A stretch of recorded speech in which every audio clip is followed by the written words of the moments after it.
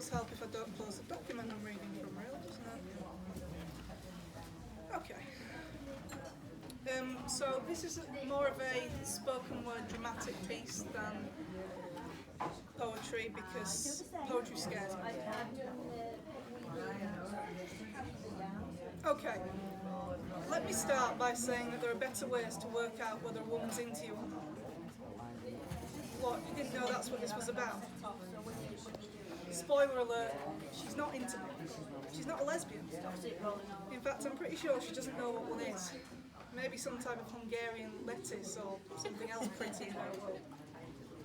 She's not the brightest tool in the shed, but you don't always need brains. No, don't write that down. What I meant to say is that brains and beauty aren't everything. And she's lovely, sweet, like a sherbet lemon. You just maybe struggle eating a whole bag of them in one go. That's what she is, a whole bag full. Sorry, where was I? Okay, so the dogs, right. It was one of those things that no one thinks of when they say, yeah, I'll deliver leaflets to find out if you're into me. She warned me not to bother with houses that had dogs, but I was trying to show off, wasn't I? I went up every path that said there was a dog there and thought myself brave doing it. Then, I don't really want to go into this, I'm not proud of it. Clive he spooked me. I mean, come on, who calls with something with that many teeth Clive? He shouldn't have been out in the garden, not roaming around without a massive bell tied to his neck anyway. Well, the gate, it had a creak to it, and that woke him up. I heard the growl, but, honestly, I thought it was my stomach.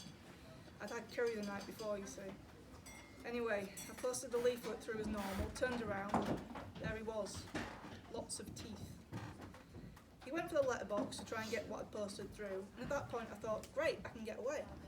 I was really careful, like. I made it as far as the gate before he realised, but then he was after me, and I couldn't make it out of the gate in time. This mesh around the bottom to stop him getting out, and I managed to get my hands to that before he got to me. So I just yanked the mesh loose and used it as a bit of a shield. He was a dumb dog, he didn't think to go around it, but I still couldn't figure a way out of the garden. All I could think to do was, I wrapped the mesh around his head, steered him towards the gate and jammed his head into the gap. Simple, problem solved, and I got the hell out of there. Buster. No, I can't talk about Buster.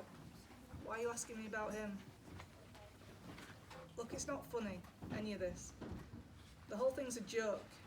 You're using what happened with the dogs to say that Mr. Crawford was... Well, he wasn't, and you're trying to frighten me. No one said what to do if you find someone flaked out on the driveway because their artificial legs fallen off. I mean, it was only 2 days after I'd heard about Buster and I was scared of touching anything in case I did something wrong.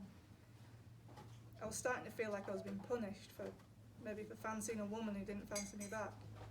I just wanted to get the leaflets delivered and get away from it. And at that point, I didn't have any illusions that me and her were going to be this big couple. But I couldn't walk away from delivering the leaflets. That would have let her down, wouldn't it? Then there's this man lying there looking up at me. It was like he was a dummy and his eyes were just glazed over, like he was trying not to focus on me. I wasn't sure what to make of him. I thought he might be having a joke.